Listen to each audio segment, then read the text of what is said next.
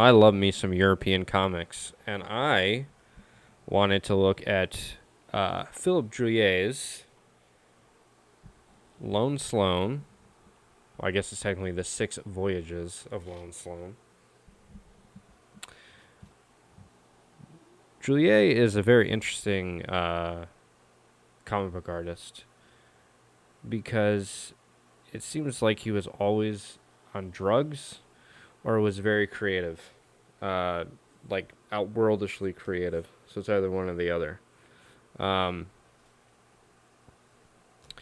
Amazing comic book artist, European comic book artist.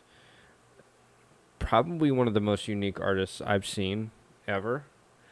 The unfortunate thing about Druyer is, in my opinion, you don't look at a Druyer comic to read, you look at it to look at it. Because the art is just unbelievably amazing. He's a master of perspective, a master of architecture. I think his figure drawings are actually really good, but some people say they're not as good as other artists, which I guess you can say that. But to me, I think he's a great figurative artist. So we're just going to kind of flip through this. I know we've looked at Druyer before when I went through, I think it was like one of the issues or maybe all the issues, because he was a big heavy metal uh, magazine artist, or metal Hurlant, or however you pronounce it. So I just wanted to take a look at this because I think he's one of the most important artists that doesn't get in my opinion, does not get enough credit.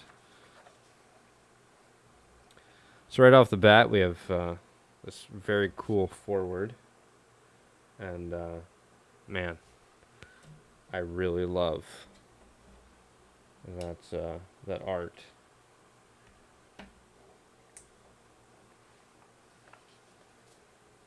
I hate this glossy paper though with my light. It just like reflects very obnoxiously. So trying to get that lighting perfect, but I'm not going to be able to. All right, so we start out with, I mean, this is the first page, you know. You look at this and you go, holy shit, like I'm in like a completely different world. I think, you know, Jack Kirby had the ability to do that as well. I don't know the exact age. Well, there's a huge age difference between the two of them, and I imagine GA was probably looking at Jack Kirby. How could you not be looking at Jack Kirby and then creating worlds like this? But then again, I don't know. By the way, these books from Titan Books, I think it is. I think it's Titan Books. Yeah, it's a Titan Comics. Uh, really awesome books. I'm so happy that they're keeping this stuff in print, which is funny because it seems like Mobius is impossible to keep in print. But Juillet, very readily available. So we obviously can see that, I mean, whatever this spaceship is, or whatever I'm even looking at, I don't even know if this is a spaceship or not, frankly.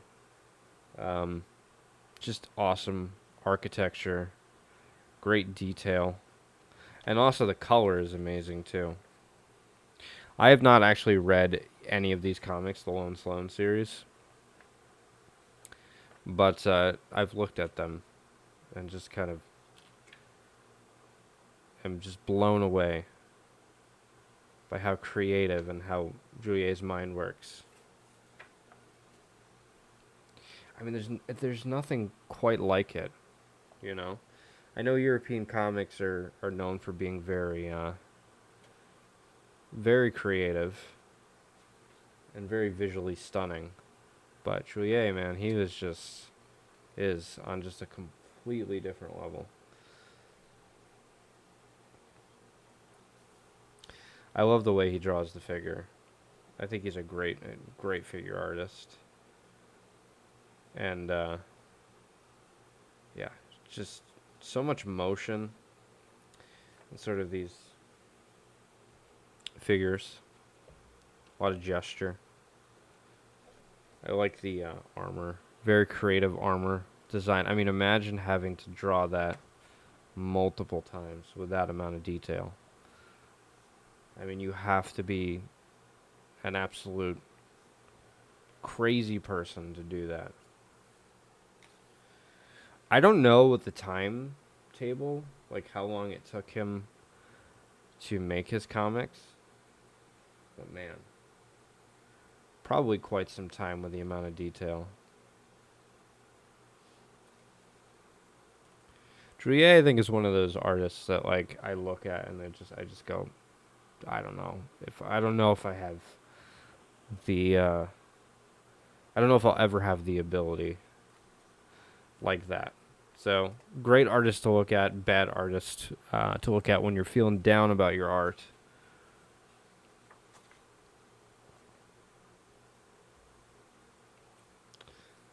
I love the stuff that he does with like vehicles, and he also draws great motorcycles.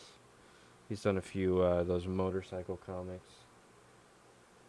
Most of his stuff is sci-fi, if not all of it is sci-fi. This is the other thing I love about Juliet and these books is you get these big 2-page spreads. I mean, this book it feels ginormous to me. And I'm happy that it's actually being printed in such a big uh, format.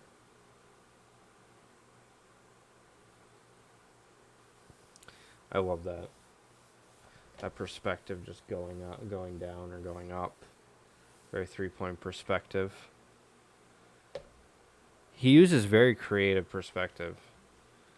And I like anybody who, does very creative things with perspective. His perspective is just top notch.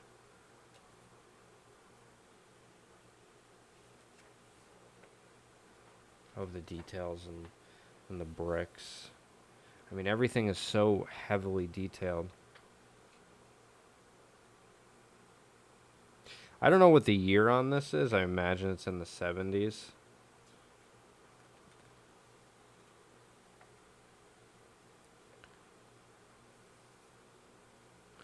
I just love that like distorted feeling. When you look at a comic like this, I mean, you have to be blown away by how creative it is and how different it is than most things. I mean, it's an experience, really.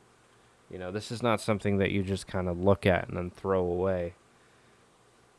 It's something that you can just continue to look at over and over and over again. Another great perspective choice there. I mean, I love that too. Just, man, composition. Ugh.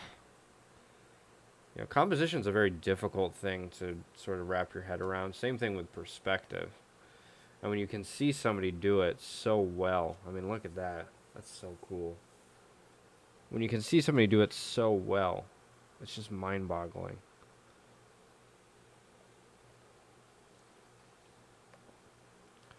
And I mean, it's very, interesting how much details he puts in to stuff that he's going to have to draw over and over and over again.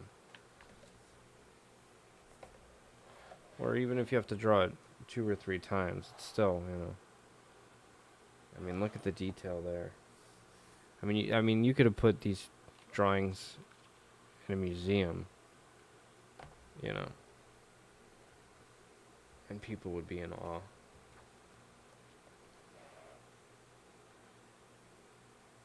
Of that interesting choice of the circular panel. I mean, this stuff is really mind-blowing. That's such a big format. I also love how the head cuts into the... I mean, that's great composition. Unbelievable. These books are not very long. I think they're only like 80 pages or something.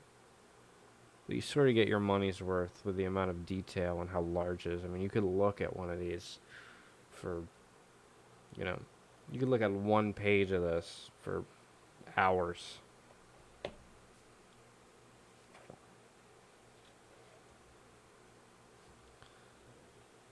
Very cool spaceship. Looks like a crab.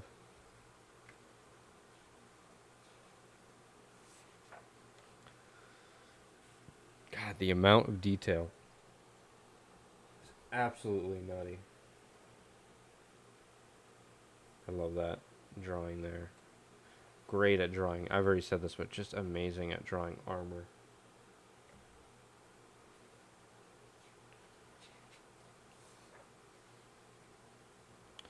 Alright, and that is the end of it. Well, sort of the end of it. There's some letters in here. And then it shows the other books that are in the library. But, I mean, this stuff is mind-blowing. If you've never heard of Juliet before, which I'm sure you probably have, but if you haven't, man, or if you don't have these books, you should really check these books out. The amount of detail alone, is worth the price of admission. Even just like a single page like this. I just love his artwork. It's so creative. It's so hyper detailed. I mean, the amount of work that must have gone into just doing one page of this book is just, it's just a very difficult thing to understand from the perspective of somebody who does art. It makes you feel like you're lazy when you don't put as much effort into your work as somebody like Juliet. But the thing is most people don't. So it's a real treat to kind of be able to look at something that must have taken, I have no idea how long, but I imagine quite a long time. I don't think this is something you do, and I don't think you do one of these pages in a day. I don't think it's possible. So that is Juliet. 6 Voyages of Lone Sloan. Awesome, awesome book. Very readily available, so you don't have to worry about it. Kind of like Mobius, where it's really hit or miss whether something is in print still. But these books, it seems like Titan is is definitely keeping these in print, which is nice. So yeah, you should check it out.